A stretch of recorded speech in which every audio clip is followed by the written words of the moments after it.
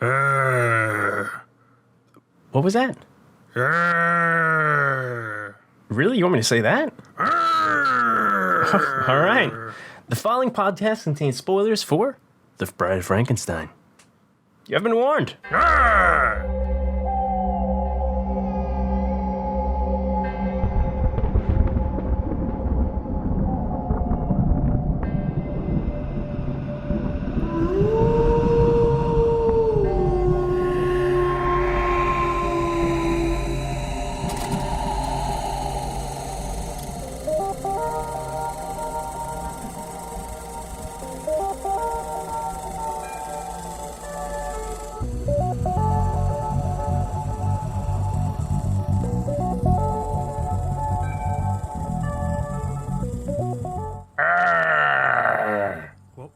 What was that, Glenn? You want me to do the intro? Oh, okay. What's up, everybody, and welcome to another KFR News Radio. This is your host, Miguel Magusto, along with your host, Benjamin Button. Feels good, doesn't it? It does feel good. I feel like I'm on top of the world after doing that. Right? You just gotta get in there and start throwing fists. How you doing, brother? I'm doing good. How are you? I'm not bad in the slightest. We're now in the third trimester of this fake summer going on in the fall. Yes. It got cold and then warm again, and then cold and then warm again, and then cold and then warm again. And like, if I wanted to feel like this, I'd just get in a relationship again, because all of this back and forth is so annoying. Excuse me? You squeezed. Yeah, I don't like the back and forth. I don't like summer, but I'd rather it like stay summer until it's gonna just be cold. Mm-hmm. But just literally tell me it's gonna be 70 to 60 degrees from here on out for the rest of my life, and I can die. Yeah, even though that's the perfect weather, I can just die. I will die if it goes above 70 degrees. But yeah, so we're getting off topic as usual. What have you seen this week that you would like to discuss? Believe it or not, I haven't seen much. Actually, a lot of people could believe that. That's just period. That's how it goes. I watched Bride of Frankenstein, and like I've started a lot of things. Like I tried to watch Squid Games for a hot minute, which I just didn't have the attention span at the time. Yeah. So I got to get back around to doing that because a lot of recommendations for that. Are being thrown I'll add my way. My recommendation onto that as well. Really? Yes, I enjoyed it. You see, this is one of those things where it was like Netflix every year has a hype train on one specific thing. Yes. And like this, I didn't want to watch it thinking that I was going to be overrated, so I've kind of just been like, I'll watch it when I watch it type thing. I think it's still overrated, but it's not like The Haunting of Hill House, where it's frustrating. Yeah. Or Bird Box. Yeah, or Bird Box. This is a really good show that I hope doesn't get a second season because we need more limited series because they're better. Yeah. And B, it is overrated, but it's still like it's enjoyable to watch. I forget where I was going with that, but I think there are some parts that are a little lackluster, but overall it's a really, really cool show. So, so yeah, I'm definitely going to get to that for sure. Yeah, go in knowing that it has its flaws, but it's still enjoyable. And out of all the out of all the Netflix hype trains, this one deserves it the most. Mm-hmm. Yeah, I started watching that briefly, and then there's been a lot of backlash on another Netflix original for the Dave Chappelle special, and I started watching that too, and then I just got sidetracked, just like I did with Squid Games. Yeah. So both of those I'll get around to, but other than Bride of Frankenstein, I have not watched anything. Miguel! You missed one. Did I? No Time to Die. Holy shit. Yeah. It's been that long since we've recorded. Yeah, so. it has been a little bit of time. Yes, we also did that, and the movie review is up on the YouTubes for that. Yes, it is. Gotta say, I'm proud of the intro and everything else about it, but still. Yeah, it was good. Go watch that. Yes. So I take it that's all you watched. That is all I watched. What did you watch? I went on a little weekend vacation, so I didn't watch as much as I normally do. Still pretty solid. I mean, for a week and a half, it's not that solid, but it's pretty good regardless. First one I watched is No Time to Die, which we already discussed. There is a review of that up on the YouTubes for us. Then I rewatched Wolfwalkers because I wanted the baby child to watch that, trying to indoctrinate him to understand that Cartoon Saloon is better than Disney, even though they don't have as many films. Hey, get it together, kid. Get it together, kid. I know you like Winnie the Pooh and Mickey Mouse and whatnot, but you gotta be... You gotta get over that already. You gotta like the Selkies and the Wolfwalkers. Come on, man. But yeah, Wolfwalkers is a great film. KFR Stony winner, if I'm not mistaken. It is. Yes, so Wolfwalkers. Then I watched Squid Game, 9 episodes. Hopefully a limited series. Probably won't be a limited series, though, because you know how things go. Really enjoyed it. Was more emotionally involved than I thought it would be. Does have its flaws. I think I will say this. I'm not going to get into it, but the ending, probably 30, 40 minutes, is pretty weak. Okay. But it makes its point, and it's there.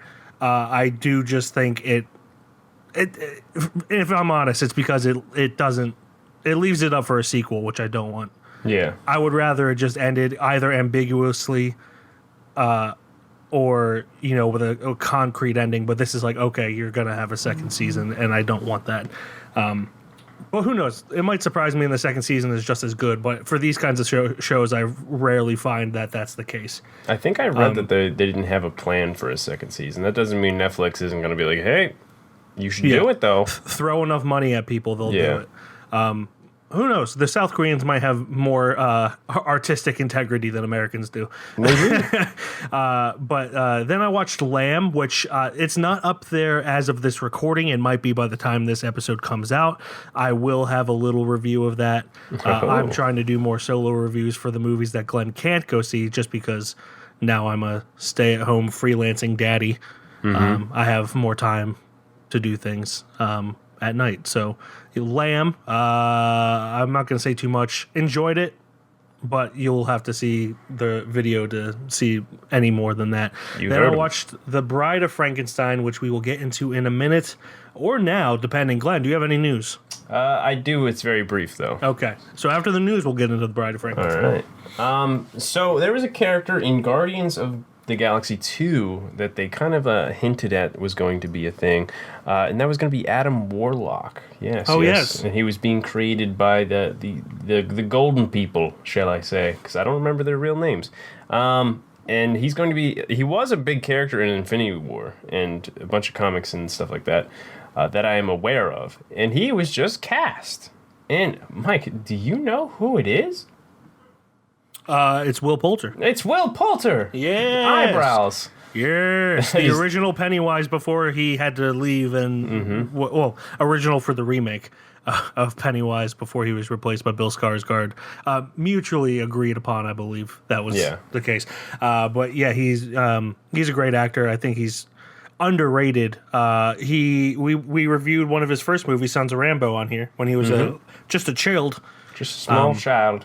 Just and he became children. Eyebrows, and now he's Adam Warlock. Yes. Yeah. So that's I don't know who I exactly was. I don't know much about Adam Warlock, to be fair, but I don't know who I was looking for to be cast. But I am glad it's Will Poulter, because a lot more people will have eyes on him, and then hopefully people aren't dicks about it and bash him. If I have to recommend one of his lesser known movies. I feel like it's called Detroit. Let me double check. Detroit is a fantastic movie. Okay, so yeah, it is Detroit. I knew it took place in Detroit, but I couldn't remember if it was called Detroit. He plays a racist cop. It's based on a true story, and he's just fantastic in it. It's. I don't want to get into too much because it's a hard role to talk about. He plays the role super well. Yes, but like He's absolutely racist, but he has moments of humanity, which I'm digging myself into a hole here. I'm not going to say anything more. It's a great performance. You'll have to see it to understand what I'm talking about. It does not vindicate him at all, but it is just it's an interesting character. That's all I will say. Because any more will dig me into a hole. But yeah, that is my news for today, and then we can skip a diddly do into The Bride of Frankenstein. Or just Bride of Frankenstein. IMDb says Bride of Frankenstein, but the poster says The Bride of Frankenstein. Very weird. What is it, James Whale? Very misleading.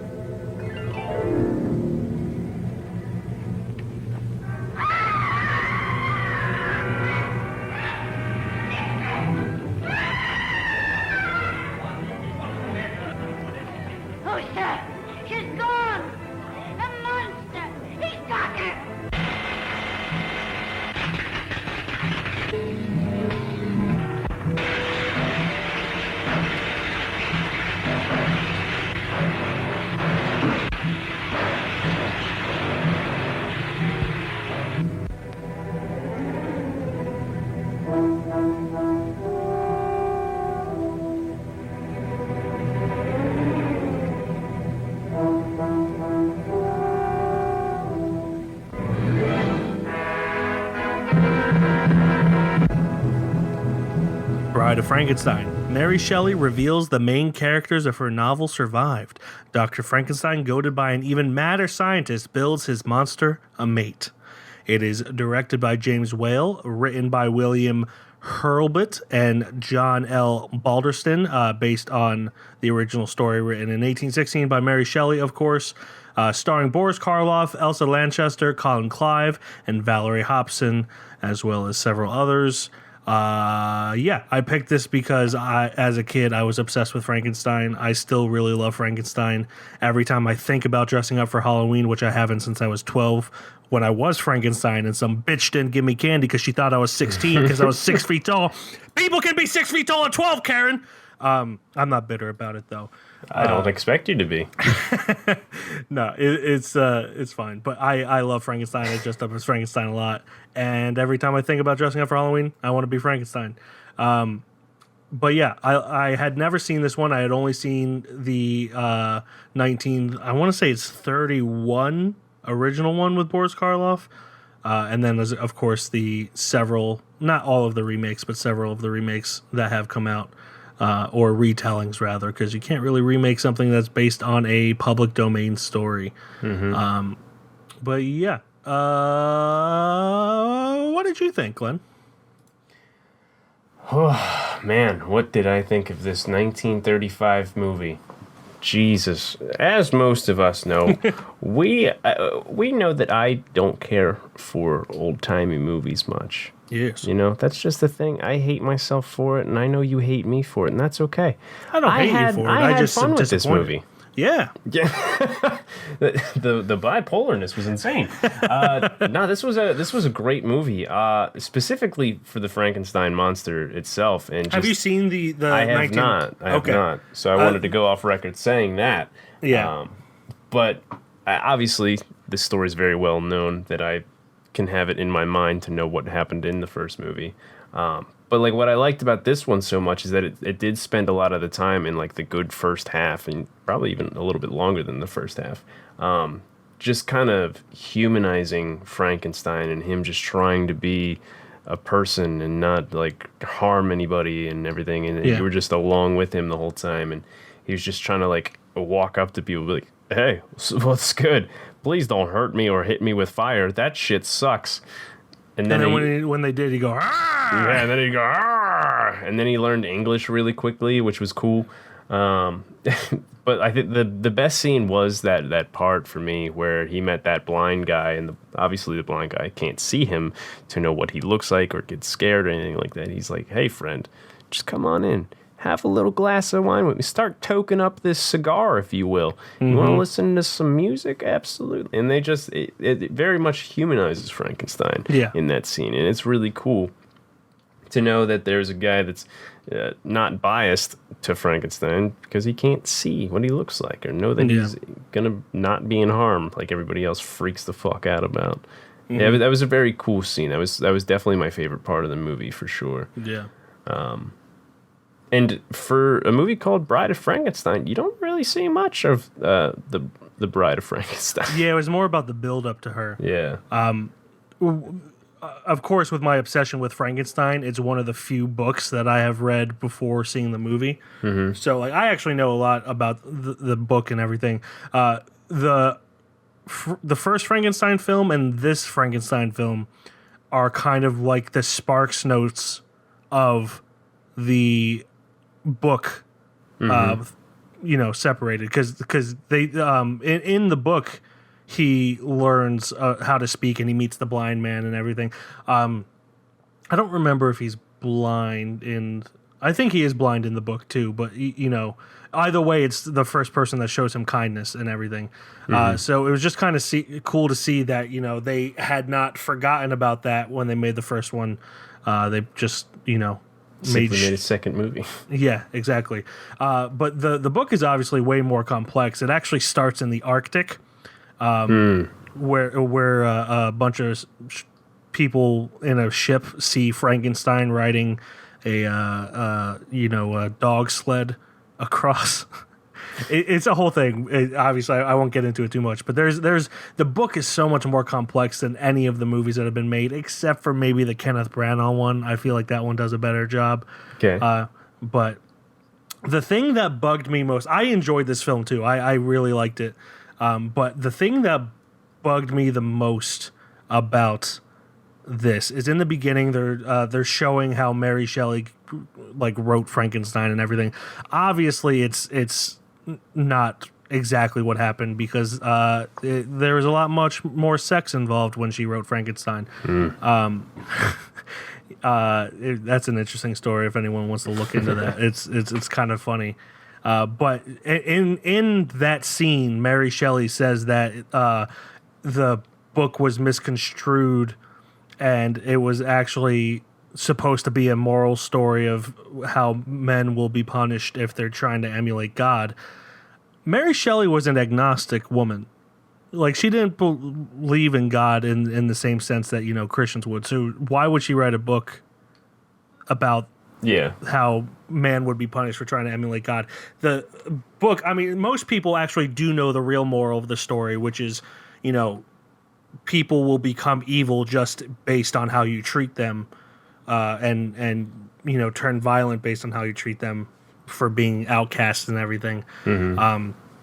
So when she said that in the opening scene, I was just like, really? The you could just tell that the censors were like, you need to put this scene in so people don't think this is satanic. And it just bothered me. But I understand being in the 30s, they had to be a lot more conservative with that and probably explain away some of the bullshit that they probably came up upon when the film first came out. But other than that, I really enjoyed the film. It was, a lot of people have probably seen Young Frankenstein. I know you've seen Young Frankenstein, right? Okay. It's cool. Frankenstein, you mean? Frankenstein. I'm so sorry. Actually, it is Frankenstein. It says Frankenstein to separate himself, and then when he accepts his heritage, he says Frankenstein. Yeah. You stupid piece of shit. Oh, God, garbage. But it was just kind of cool to see the connections of them. Like Minnie, the housemaid, was obviously what Frau Blucher was based on in Young Frankenstein.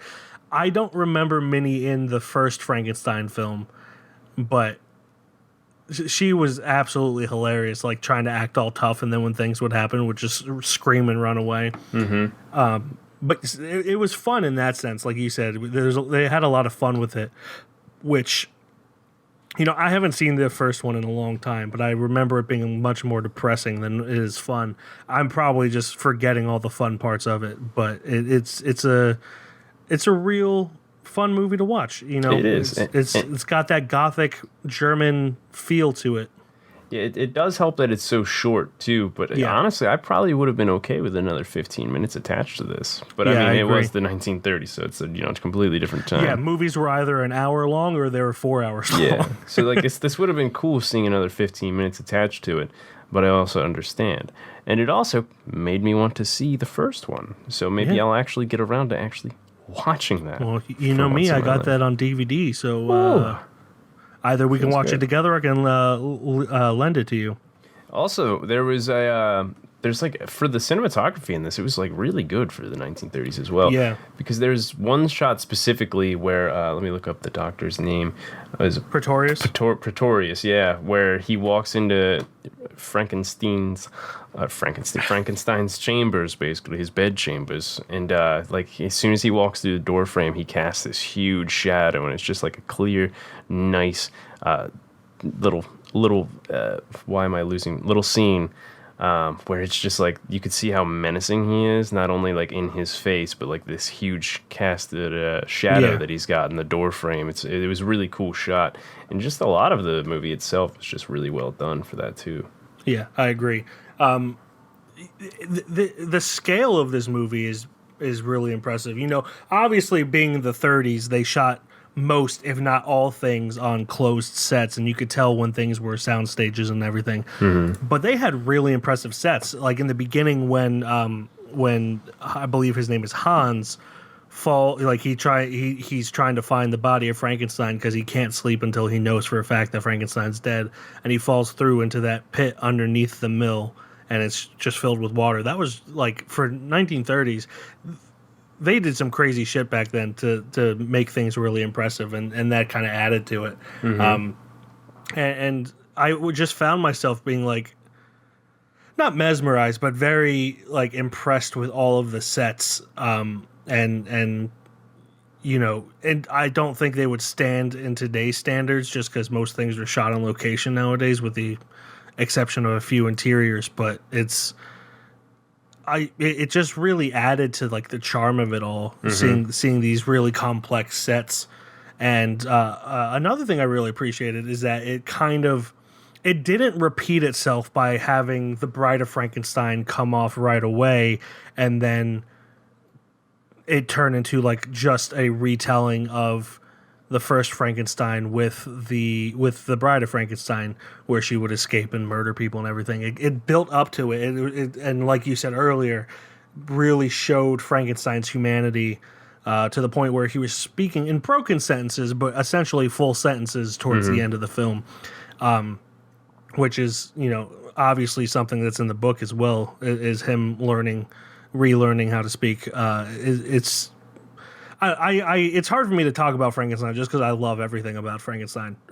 I haven't seen I, Frankenstein, but I even like the Victor Frankenstein movie with Daniel Radcliffe and James McAvoy, which is terrible, but I still like it. It's hard. I, Frankenstein was with Aaron Eckhart, right? Yeah. Yeah, that was a not good movie. Yeah, that one's weird because it's like he's immortal, so he lives for hundreds of years or something, and then has to fight monsters or something. I don't remember. Yeah, I remember seeing it back in the theaters and never watching it again. Yeah, I didn't see it because I knew it wasn't like actually Frankenstein. But like all the other ones I've seen, I've really enjoyed, and this is no exception. And when they reveal, obviously everyone, even if you haven't seen The Bride of Frankenstein, you know what she looks like. She's just as iconic as Frankenstein.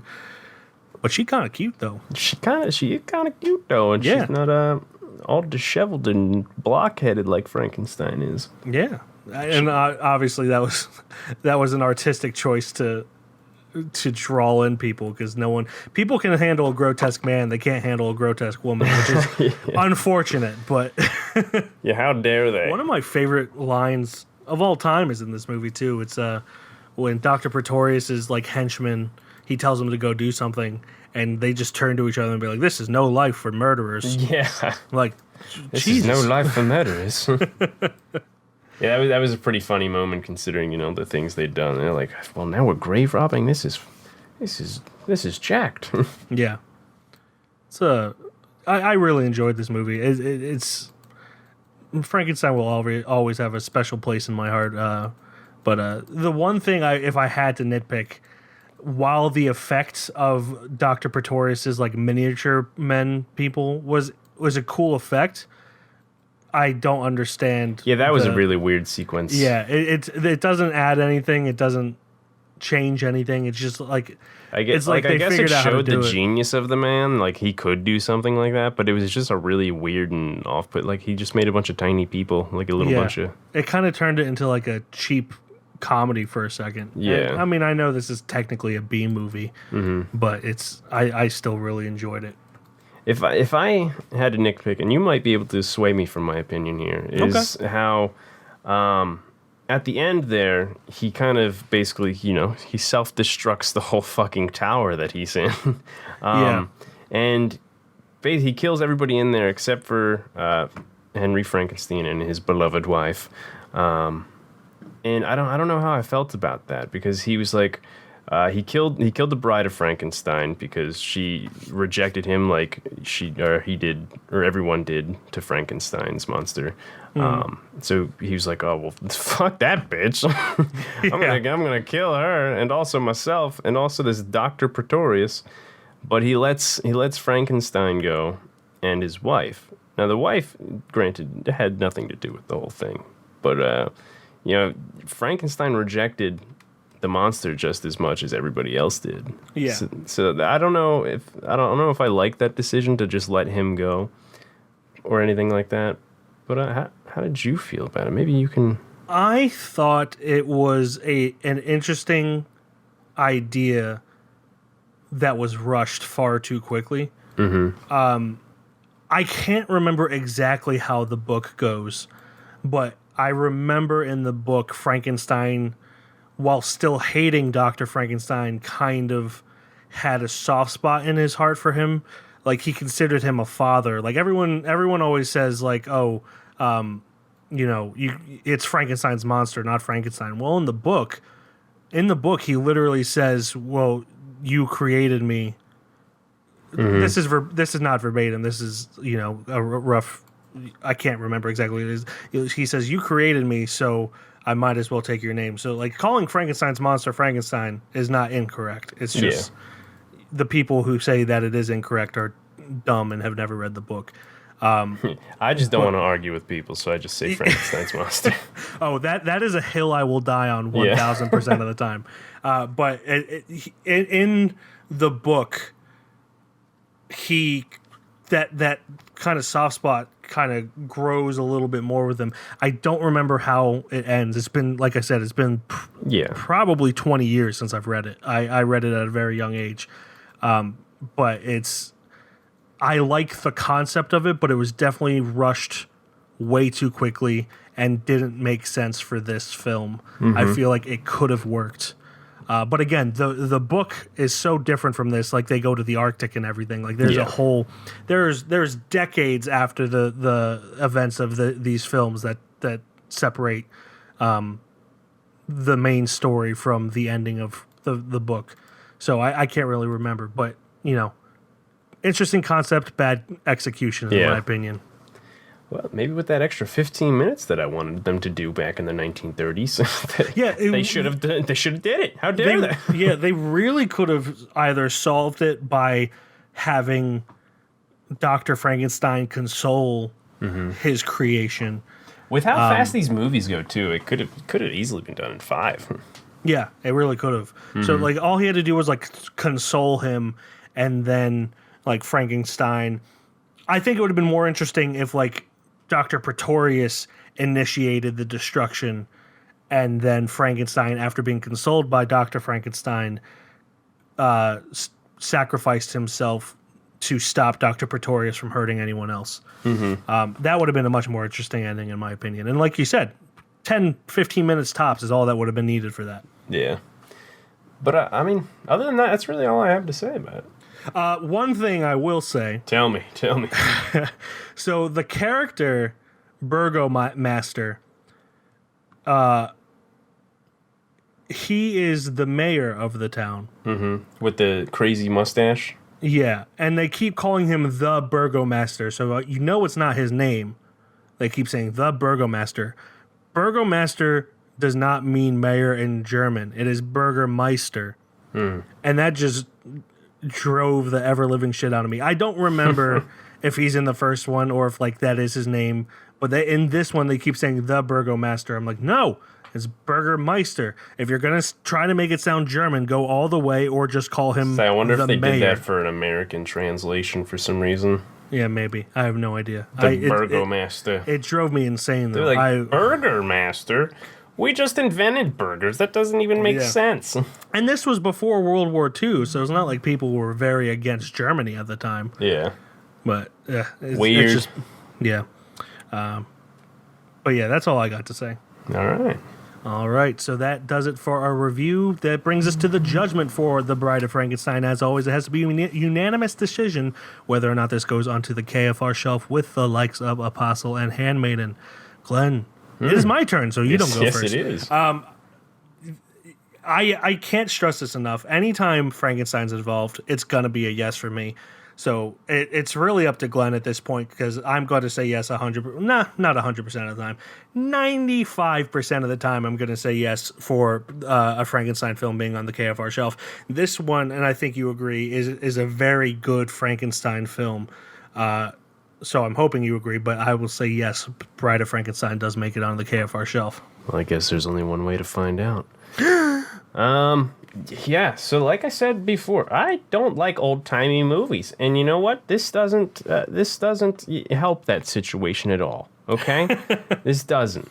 You know, the ending decision was so weird for me, but the rest of the movie was so good, so heartfelt. Frankenstein he was trying to be human like everyone else. And, you know, you feel for the character. You really do. And then when he's with the hermit, the blind man, and he's trying to be his friend and learn and be cool, it's taken away from him, and it's so sad.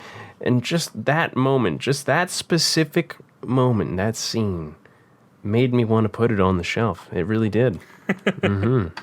There we go. So The Bride of Frankenstein does make it on the KFR shelf with the likes of Apostle and Handmaiden. It is a lovely little stitched up shelf boy. Mm-hmm. Or girl. It can be a shelf girl too if it wants to be. So that does it for the judgment. That brings us to our plugs for this week. So I had a plug. Okay. And then when I went back to the link for that plug, it had been removed.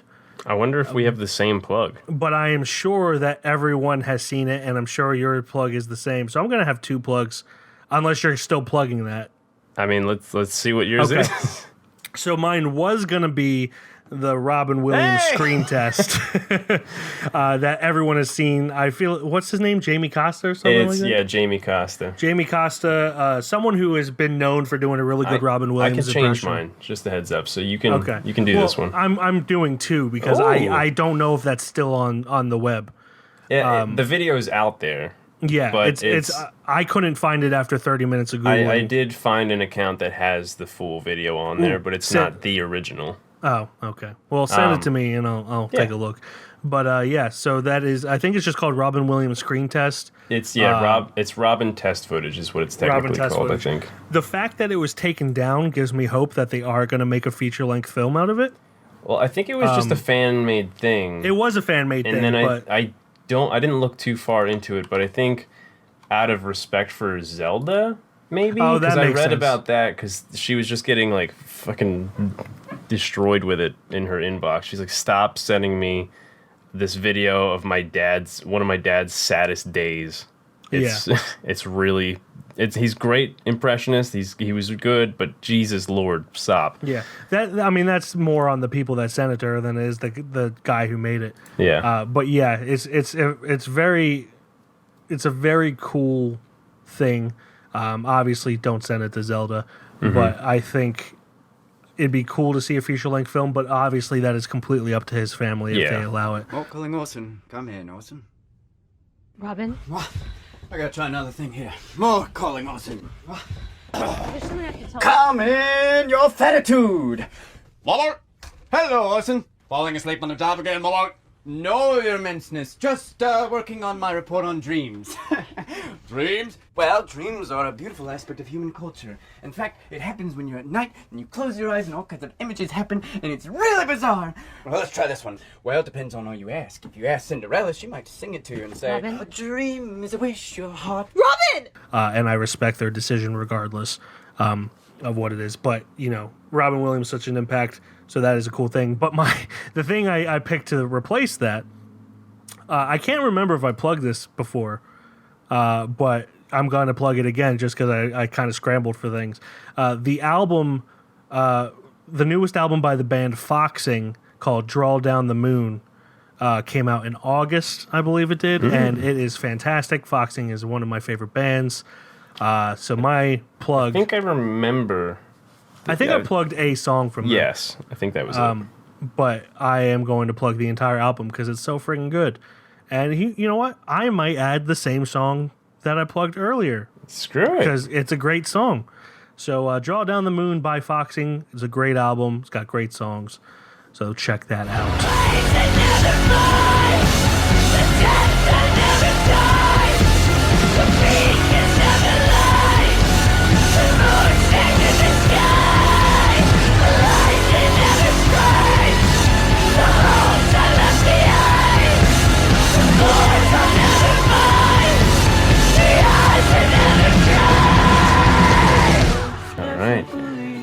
So yeah, my I guess our honorary plug is the Robin test footage. Jamie Costa was fantastic at that.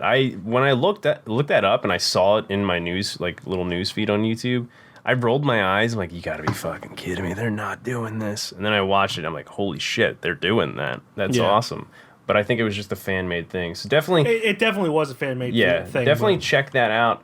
But also, there's my other real plug is they kind of released a little bit of footage over the top of The Last of Us and Pedro Pascal and I can't remember her name and I apologize to her. The chick who's playing Ellie. They're walking down the street and I guess it's just people that like live above the set or whatever and they're just like recording what's going on. Bella Ramsey, by the way. Yes, thank you. And they're walking down a street that's all disheveled and post-apocalyptic looking, and they fucking nail the walks of the characters, and it made me a little bit hype. I know there's a lot of people hype for it now, just because how good the characters are looking, or the actors are looking as the characters. Mm-hmm. So there's that little test footage not test footage. Jesus, get off the mind of Robin, please. There's that little footage out there of just Joel and Ellie just walking down the street. Give it a chance if you want to. I know I'm excited for it. I was from the first step. Yes. So those are our plugs for this week. Highly suggest if you can find that Robin Williams thing, but also respect his family. Just do it. Don't be a dick. That brings us to our assignment for next week. Glenn, it is your turn to pick the film for week 5 of our Spooktacular. All right. 4 down, 2 to go. Here we go. Yes. So I had an idea in mind for what I wanted, and then I kind of changed it. I'm like, I don't know if that's going to be a good choice. So I changed it, and then I was looking, and there's just so many shitty horror movies out there that either we both have watched already or you've watched, and I wanted us to go into something because I want to rewatch something, and I know you haven't seen it yet. So we're going into that. The movie that I'm going to announce here is on Tubi for free and on Amazon, but I think you have to have a subscription to a different branch of Amazon. So a lot of those do have 7-day trials that you can just do and then immediately take back, and you still have it for 7 days. So regardless, it's on Tubi. It's a free little thing. It's going to be the movie called The Changeling. It came out in 1980, and no, it is not the one with Angelina Jolie. It is the one with George C. Scott. Yes, I believe it is based on the same true story, because the Angelina Jolie one is based on a true story, but that goes more for the drama, not the horror. I was going to say, this is definitely a little different from that one. Within this old house live 2 residents. One of them is John Russell, composer, professor. The other has been dead for over 70 years.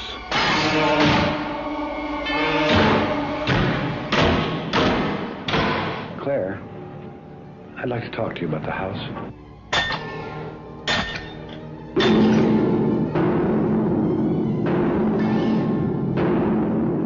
Did you die in this house? How did you die? Whatever it is, it's trying desperately to communicate. What is it in that house, Claire? What is it doing? Why is it trying to reach me?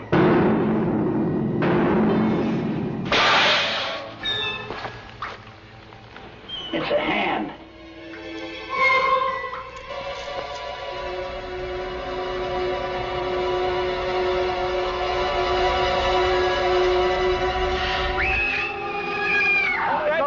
Senator, I'm John Russell. I'm living in your house. Senator, look! Look, I want to show him that! You've got something of the senator's. He wants it back.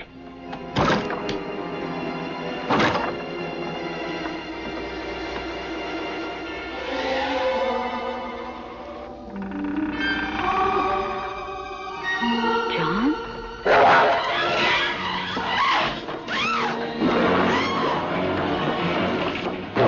What is it you want? What do you want from me? Many films will frighten you, but only a few can really terrify you. The Changeling, an experience beyond total fear. After the death of his wife and daughter in a car crash, a music professor staying at a long vacant Seattle mansion is dragged into a decades-old mystery by an inexplicable presence. Mansion's. Damn it, Mike! Inexplicable presence in the mansion's attic. Okay, that is very different from the Angelina Jolie one. Yes. But I saw the chair, and I was like, oh, it's got to be the same thing. It's a chair, man. It's the same. Yeah, so I'm picking this because this is one of my mother's favorite, like, horror movies ever. Mm-hmm. I haven't watched this in probably a good amount of 10 years or so. And I know I liked it a lot. There's just, like, my one friend, Zach, Smiley Magoo, there's just this one part where there's like something like saying something and he's just like scared shitless. I don't want to give it too far away. We'll talk about it later, but it's such a fun movie and I'm hoping it stays that way and that rewatching it won't ruin it. Yes. But it's directed by Peter Medic, written by Russell Hunter, William Gray, Diana Maddox, stars George C. Scott, Trish Van Devere, Melvin? I almost said Melvin. What is happening to me? It's Melvin. You almost said Mevlin. Yeah, thank you. Because I also almost said Mevlin. Yeah, Gene Marsh, John Kulikos, and Barry Morse. Yes. So yes, that is going to be on Amazon Prime with a little trial thing that you might have to do, but it is on Tubi for free. Cool. So yeah, I was completely wrong. This is nothing like the true story that the Angelina Jolie one is based on. Yeah, imagine my suspense when I realized that the Angelina Jolie had nothing to do with this one. So we were backwards on that when I watched that one. Yeah. But yeah, that is our assignment for next week. As always, you can check out our website. Well, first of all, thank you for listening, everybody. As always, you can check out our website at www.keystonefilmreview.com, on Instagram, Keystone_film_review, Twitter, Keystone_film, Facebook, Keystone Film Review, YouTube, Keystone Film Review, TikTok, Keystone Film Review, and on Letterboxd, I am Mike, KFR. And I am Glenn, KFR. And that will do it until next week when we watch something that is not like the Clint Eastwood directed Angelina Jolie movie. I can't stress that enough. You just can't. It's got a psych ward, it looks like, maybe. Yeah, at least the chair from a psych ward. It's a wheelchair. It's a wheelchair. Bye-bye.